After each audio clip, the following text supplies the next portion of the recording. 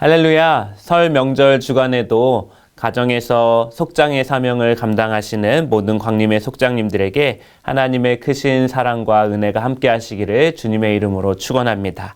나아가 이번 설 명절 주간에 모든 속장님들의 가정 가운데 하나님의 평강이 함께 하실 줄 믿습니다. 함께 기도하시겠습니다.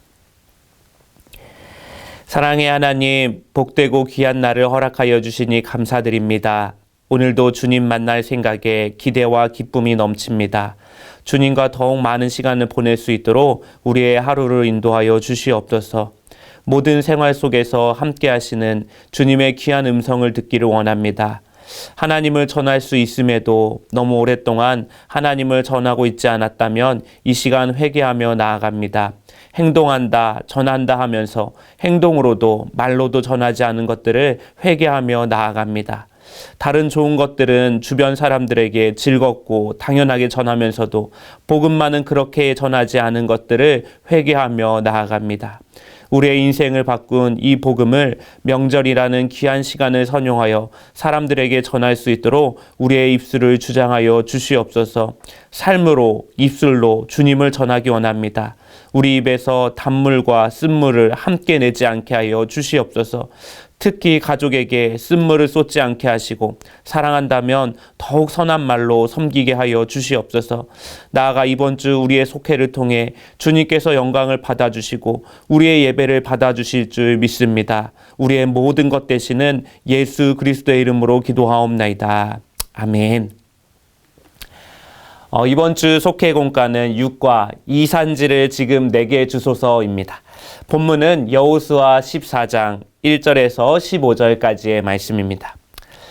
오늘 본문 말씀은 여호수아서에서 땅 분배 단락 중에 갈렙의 이야기를 소개하고 있는 본문입니다. 여호수아서를 자세하게 읽다 보면 13장에서 21장까지 이 땅 분배 내용이 등장하는데 상당히 긴 분량에 걸쳐서 이 내용이 소개되고 있는 것을 볼 수가 있습니다. 사실 12장까지 읽고 바로 22장까지 넘어가도 전혀 어색하지 않을 만큼 자연스럽게 흐름이 이어지게 됩니다. 그럼에도 여호수아서가 13장부터 21장까지 땅 분배 단락을 총 8장에 걸쳐서 자세하게 소개하고 있는 이유는 그만큼 이 주제가 중요하다라고 하는 의미이기 때문입니다. 여호수아서에서 중심이 되는 4가지 단어가 있습니다. 건너다, 아바르라 그러고, 취하다, 정복하다, 라카라고 부르고, 나누다, 할라크라고 합니다. 섬기다, 아바드, 이 4가지 단어가 여호수아서를 중심으로 하는 단어가 되어진다라고 하는 것입니다.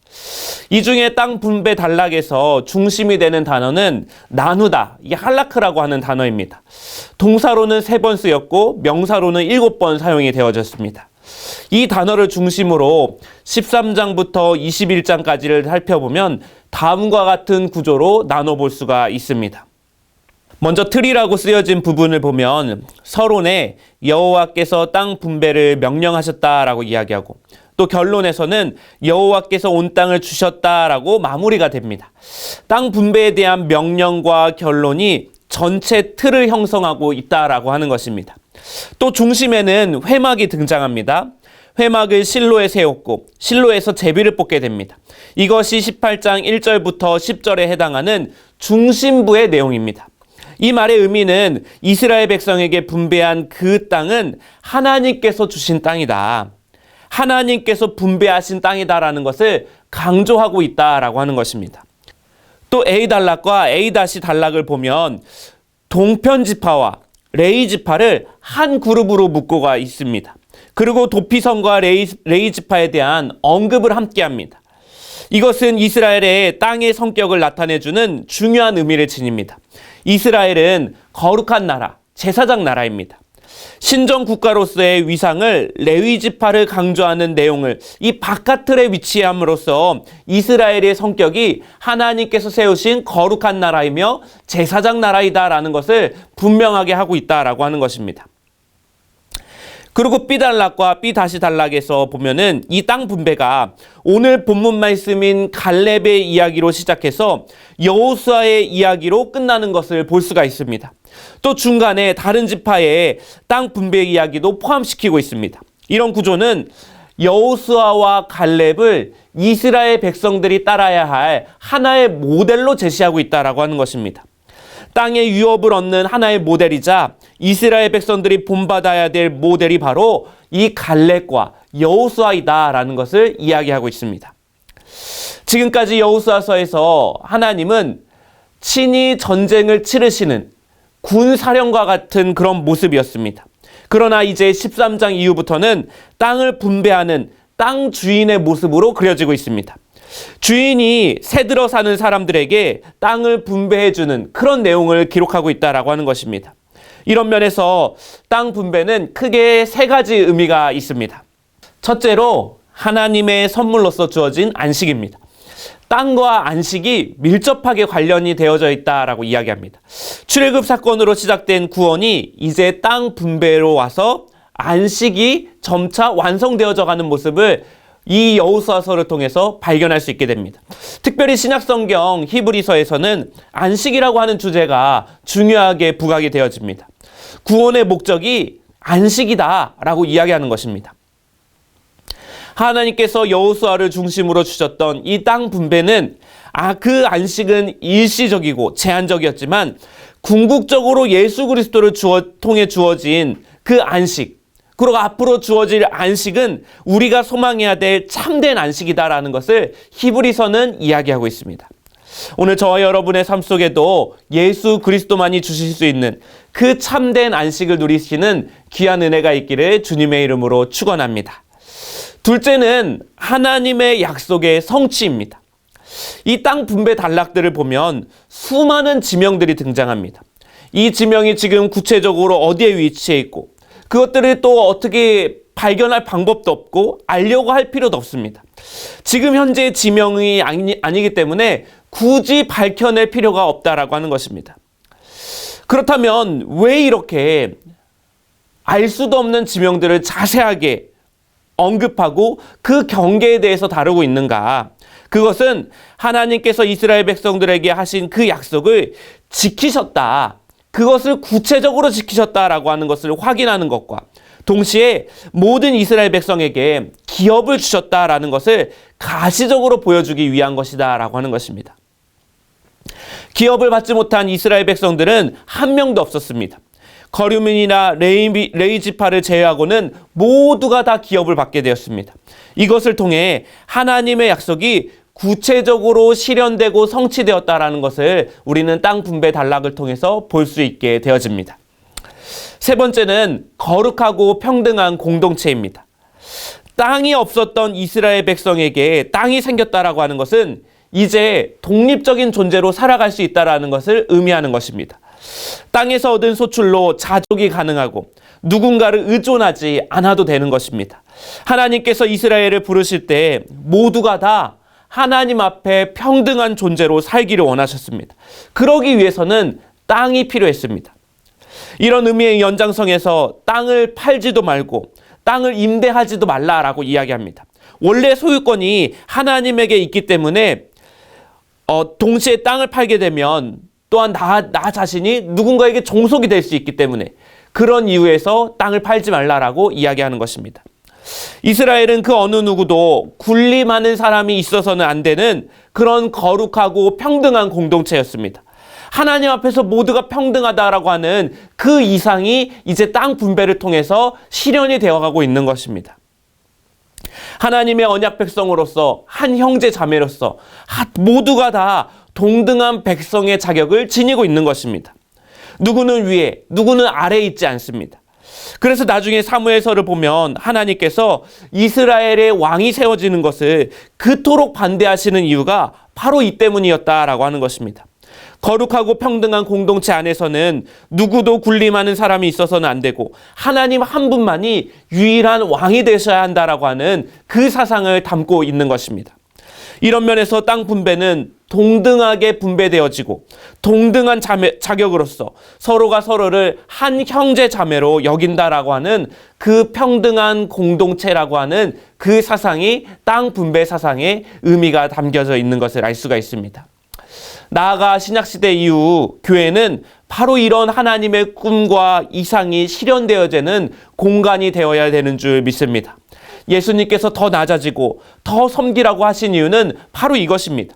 우리가 먼저 속해해서 서로가 서로를 섬기고 더 낮아지기 위해서 애쓰는 그런 거룩하고 평등한 공동체로 우리의 속해가 세워져서 하나님의 꿈이 실현되는 귀한 은혜가 있기를 주님의 이름으로 축원합니다. 이제 본격적으로 여호수아 14장을 살펴보도록 하겠습니다. 이 14장은 요단 서편의 땅 분배와 갈렙의 분깃에 대해서 이야기를 하고 있습니다. 먼저 1절 말씀해 보니까 이것은 이스라엘 자손이 가나안 땅에서 받은 기업 곧 제사장 엘르아살과 눈의 아들 여호수아와 이스라엘 자손 지파의 족장들이 분배한 것이니라 라고 이야기합니다. 갑자기 제사장 엘르아살이 등장합니다. 성경은 중요한 사람을 순서대로 그 이름을 기록하는데 엘르아살이 여호수아보다 앞서서 기록이 되고 있습니다. 2절에 땅 분배를 할 때 제비를 뽑게 되는데 이 제비를 뽑는 것이 제사장들의 역할이었기 때문에 엘르아살이 등장하는 것입니다. 나아가 이제 여호수아가 나이가 많아져서 세대 교체를 보여주는 장면이기도 합니다. 결국 1절은 종교 지도자인 엘르아살, 정치 지도자인 여호수아, 행정적인 지도자인 족장들이 함께 모여서 이 중요한 땅 문제를 다루었다라는 것을 잘 보여주고 있습니다. 그런데 왜 하필 제비를 뽑아서 땅을 분배할까요? 첫 번째 이유는 공정성이고 두 번째 이유는 하나님의 뜻대로 주어진다라고 하는 그들의 믿음의 확신이 있었기 때문입니다.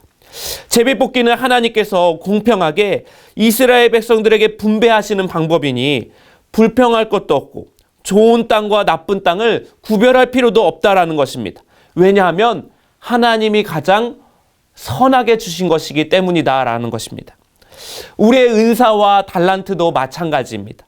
하나님께서 우리에게 각자 필요한 은사를 공평하게 하나님의 뜻에 따라서 은사와 달란트들을 각자에게 주셨습니다.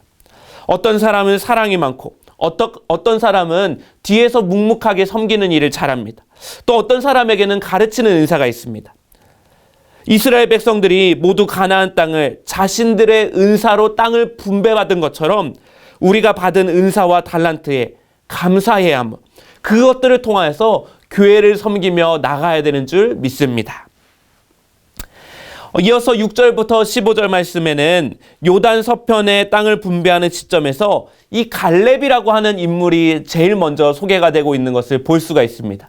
오늘 우리가 다룰 속해 공과는 이 갈렙의 이야기를 다루고 있는데요.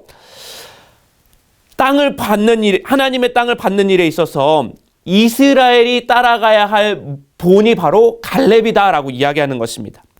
오늘 본문에서 갈렙이 보여준 믿음을 한마디로 요약하면은 하나님의 약속을 굳게 붙잡고 거기에 자신을 내던진 믿음의 사람이다라고 하는 것입니다. 사랑하는 성도 여러분, 예수님께서 천국은 침노하는 자의 것이다 라고 말씀하셨습니다. 적극적이고 역동적으로 말씀의 인생을 과감하게 던지는 그 선택을 하는 사람에게 하나님께서 놀라운 일을 행하여 주신다라고 하는 것입니다. 오늘 속해 말씀을 통해 우리 안에 이 갈렙과 같은 적극적인 믿음이 더해지는 귀한 은혜가 있기를 주님의 이름으로 축원합니다. 첫째로 입술로 고백하는 대로 이루어집니다. 먼저 6절에 보니까 갈렙은 그니스 사람이다 라고 소개를 합니다. 이 그니스 사람은 창세기에서 보면 에서의 후손으로 에돔 사람이다, 또 가나안 족속이라고 말하다가 민수기로 넘어오면은 갑자기 유다 지파다라고 이야기합니다. 원래는 에돔 사람이었다가 나중에 유다 지파에 동화되어서 살아갔던 사람들이 바로 그니스 사람이다라는 것을 알 수가 있습니다. 결국 갈렙의 출신 성분이 이방인 출신 성분이다라는 것입니다. 유대인들에게 이방인들은 사람 취급도 받지 못했는데 그 이방인 갈렙이 온 마음으로 하나님을 섬긴 것입니다. 하나님은 우리의 출신 성분이나 우리의 과거가 어쨌든 그런 것과 상관없이 지금 이 순간 온 마음으로 하나님을 섬기는 자의 믿음을 받아주시는 줄 믿습니다. 그리고 또 9절과 8절 또 14절에 갈렙을 소개할 때 여호와께 충성하였다라는 표현이 3번이나 소개가 되고 있습니다. 이 표현은 민수기 14장 24절에도 신명기 1장 36절에도 동일하게 갈렙을 소개할 때 사용되었던 표현입니다. 성경에서 여호와께 충성된 사람이다라고 소개하는 경우는 열왕기상에서 다윗을 소개할 때를 제외하고는 갈렙밖에 없습니다. 갈렙을 다윗과 같은 사람으로 파격적으로 표현하고 있는 것입니다. 성경에서 말하고 있는 충성은 무엇일까요? 바로 신실함을 의미합니다. 명령에 절대 복종하는 차원을 넘어서서 하나님 앞에서 매 순간 같은 반응을 보일 수 있는 사람이 바로 신실한 사람, 충성된 사람이다 라고 하는 것입니다. 그 신실한 갈렙이 오늘 본문 8절에서 9절에 뭐라고 이야기합니까? 나는 내 하나님 여호와께 충성하였으므로 내 발로 밟는 땅은 영원히 너와 내 자손의 기업이 되리라 하셨나이다 라고 말합니다. 하나님께서 내가 밟는 땅을 나의 기업으로 주실 것을 믿음으로 고백하고 있습니다. 그 입술의 고백은 이방인 출신이었지만 하나님을 열렬히 사모하고 하나님께 절대 충성을 보인 그의 인생이 하나하나 누적되어 나온 그 입술의 고백이었다라고 하는 것입니다. 인생의 조각들, 그 신실함의 조각들이 하나하나 쌓여서 마침내 담대한 입술의 고백이 나왔다라고 하는 것입니다. 우리 인생에도 그저 하루하루를 충성된 삶으로 살아가며 그렇게 쌓여져 갈 때 하나님께서 마침내 갈렙과 같은 믿음의 사람으로 우리의 입술을 주장하여 주실 줄 믿습니다. 둘째로 말씀을 신뢰할 때 이루어집니다. 10절에 보면 광야에서 행한 이 45년 동안이라는 표현이 나옵니다. 45년이라고 하는 세월과 갈렙의 나이를 계산해 보면은 가나안 정복 기간의 전쟁 기간이 약 6년에서 7년 정도 시간이 흘렀음을 이야기할 수가 있습니다. 그런 그가 11절에 이렇게 이야기합니다. 모세가 나를 보내던 날과 같이 오늘도 내가 여전히 강건하니 내 힘이 그때나 지금이나 같아서 싸움에나 출입에 감당할 수 있으니 라고 이야기합니다.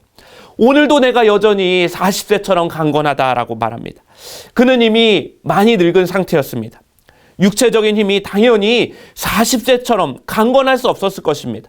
그럼에도 적어도 그의 믿음과 열정은 여전히 40세 때 당장 가나안을 정복하러 올라가겠다라고 하는 그 벅찬 가슴이 그에게 아직도 남아있었다라고 하는 것입니다.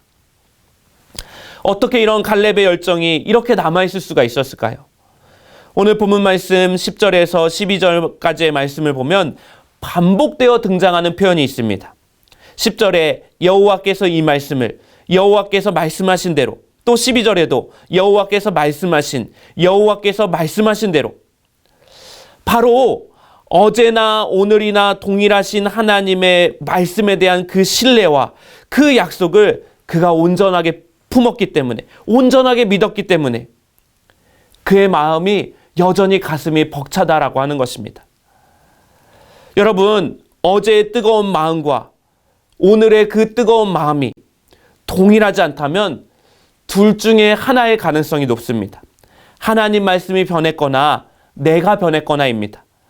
그리고 하나님 말씀이 변하지 않는 진리이고 어제와 오늘이나 말씀이 동일하다라고 믿는다면 결국은 나의 믿음이 예전과 같지 않다라는 결론이 나오게 됩니다.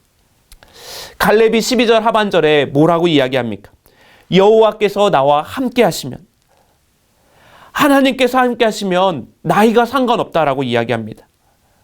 하나님께서 함께 하시면 육체적으로 쇠퇴해져도 아무렇지 않다라고 갈렙은 믿었습니다. 그에게 있어서 믿음의 핵심은 처음 가졌던 그 믿음과 열정을 마지막 순간까지 간직하는 것이 그의 믿음의 핵심이었다라고 하는 것입니다. 불꽃처럼 타오르다가 쉬 사라져버리는 믿음이 아니라 그 불꽃을 꺼트리지 않기 위해 그의 마음속에 말씀의 땔감을 계속해서 공급해 나갔다라고 하는 것입니다. 그래서 10절과 12절에 여호와께서 이 말씀을 이라고 하는 표현을 계속해서 그의 입술을 통해서 강조하고 있는 것입니다. 사랑하는 성도 여러분, 어제나 오늘이나 동일하신 그 진리인 그 말씀을 신뢰하며 나아갑시다. 그 말씀에 지속적으로 삶을 노출시켜서 우리의 심령 안에 거룩한 열정이 활활 타오르게 합시다.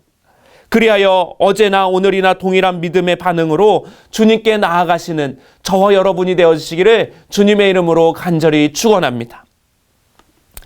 마지막으로 거룩한 소원을 품으면 이루어집니다. 12절에 갈렙이 이 산지를 내게 주소서라고 말합니다. 여기서 이 산지는 헤브론 지역을 의미합니다. 자신이 직접 정탐했고 모세가 주겠다고 약속한 그 지역이었습니다. 하지만 그곳에서는 아낙 자손이 살고 있었습니다. 15절에 보면 헤브론의 아낙 사람 가운데서 가장 큰 사람들이 살고 있었다라고 이야기합니다. 갈렙이 모두 다 기피하고 두려워하는 지역인 그 헤브론을 요구하는 데는 영적인 이유도 있었습니다. 헤브론은 아브라함이 아내 사라가 죽자 그녀를 장사하기 위해 에브론에서 은 400세겔을 주고 산 땅이었다라고 이야기합니다. 창세기 23장 19절 말씀에 보면 그 후에 아브라함이 그 아내 사라를 가나안 땅 마므레 앞 막벨라 밭굴에 장사하였더라. 마므레는 곧 헤브론이라 라고 이야기합니다. 또한 이곳은 아브라함뿐만 아니라 이삭이 살았던 곳이기도 합니다. 창세기 35장 27절에 야곱이 기럇 아르바의 마므레로 가서 그의 아버지 이삭에게 이르렀더니 기럇 아르바는 곧 아브라함과 이삭이 거류하던 헤브론이었더라라고 이야기합니다. 결국 갈렙은 거룩한 소원을 품고 또 영적으로도 중요한 위치를 가지고 있는 그 헤브론을 차지하고 싶었던 거룩한 열망이 있었던 것입니다. 그리고 마침내 그 땅에서의 전쟁이 그치었다라고 15절의 말씀은 결론을 맺으며 갈렙이 이 헤브론을 취했음을 알 수 있게 됩니다. 45년 전 헤브론과 가나안 지역을 정탐한 사람들은 12명 중에 10명이 절대로 우리는 가나안 원주민을 이길 수 없다. 그곳을 정복할 수 없다라고 보고하였습니다. 민수기 14장에 따르면 이 보고를 들은 이스라엘 백성들은 절망에 빠져서 밤새도록 통곡하고 가나안 입성과 정복을 주장하는 여호수아와 갈렙을 돌로 쳐죽이려고 했다라고 이야기합니다. 모세와 아론, 갈렙과 여호수아를 제외하고 60만 명이 넘는 사람들은 모두 가나안 입성 대신 이집트 노예로 돌아가자라고 원망했다라고 하는 것입니다. 비율로 따지면 0.01%와 99.99%의 의견 대립이 있었다라고 하는 것입니다. 놀라운 것은 참된 믿음의 역사는 99.99%의 다수에 의해서 이루어지지 않았다라고 하는 것입니다. 오히려 0.01%의 한 사람을 통해서 하나님의 역사가 이루어졌다라는 것을 우리는 성경을 통해 확인할 수 있게 됩니다. 그렇게 믿음은 다수결의 원칙으로 되는 것이 아닙니다. 믿음의 역사는 거룩한 소원을 품은 그 한 사람을 통해서 하나님의 역사가 온전하게 이루어진다라고 하는 것입니다. 갈렙은 45년 전에도 그 한 사람이 되었고 45년 후에도 그 한 사람이 되어서 험하고 강한 그 헤브론에 올라가 마침내 하나님의 약속을 쟁취해냈다라고 하는 것입니다.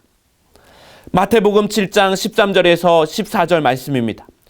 좁은 문으로 들어가라. 멸망으로 인도하는 문은 크고 그 길이 넓어 그리로 들어가는 자가 많고 생명으로 인도하는 문은 좁고 길이 협착하여 찾는 자가 적음이니라. 사랑하는 성도 여러분, 우리가 가야 하는 길은 십자가의 좁고 협착한 길입니다. 그래서 가는 사람이 적어 보입니다. 그 길이 아무리 좁고 험해도 주님께서 동행하시면 그 어디나 하나님 나라가 되어지는 줄 믿습니다. 그 거룩한 소원을 품고 어떤 산지든지 어떤 땅이든지 하나님과 동행하며 걸어가시는 은혜가 있기를 주님의 이름으로 간절히 축원합니다. 기도하시겠습니다. 언제나 신실하신 하나님 아버지, 속해 지도자로 우리를 세워주시고 언제나 말씀의 빛으로 우리의 인생을 조명하여 주시니 감사를 드립니다. 하나님께서 우리에게 언제나 신실하시듯 우리도 하나님 앞에 신실하기를 원합니다. 하나님처럼 영원히 완전하게 신실할 수 없지만 최대한 우직한 믿음을 지키고 인내하기 원합니다. 또한 하나님을 섬기는 일이 완벽할 수 없지만 노력을 멈추지 않기를 원합니다. 성령께서 우리의 연약함을 도우시고 한결같은 믿음으로 인도하여 주시옵소서. 특별히 어제나 오늘이나 동일하신 하나님 말씀을 신뢰하는 말씀의 사람이 되기를 원합니다. 말씀으로 우리를 깨우쳐 주시고 말씀을 늘 곁에 두고 선택하는 복된 인생이 되게 하여 주시옵소서. 그리하여 좁고 협착하여 가는 사람이 적어 보이는 길일지라도 담대하게 믿음으로 그 길을 개척하는 믿음의 선구자가 되게 하여 주셔서 그 길의 흔적을 따라 우리 속원들이 함께 생명의 길로 따라올 수 있도록 우리의 삶을 선용하여 주시옵소서. 우리 주 예수 그리스도의 이름으로 기도하옵나이다. 아멘. 하늘에 계신 우리 아버지여, 이름이 거룩히 여김을 받으시오며 나라가 임하시오며 뜻이 하늘에서 이루어진 것 같이 땅에서도 이루어지이다. 오늘날 우리에게 일용할 양식을 주옵시고 우리가 우리에게 죄 지은 자를 사하여 준 것 같이 우리의 죄를 사하여 주옵시고 우리를 시험에 들지 말게 하옵시고 다만 악에서 구하옵소서. 대개 나라와 권세와 영광이 아버지께 영원히 있사옵나이다. 아멘.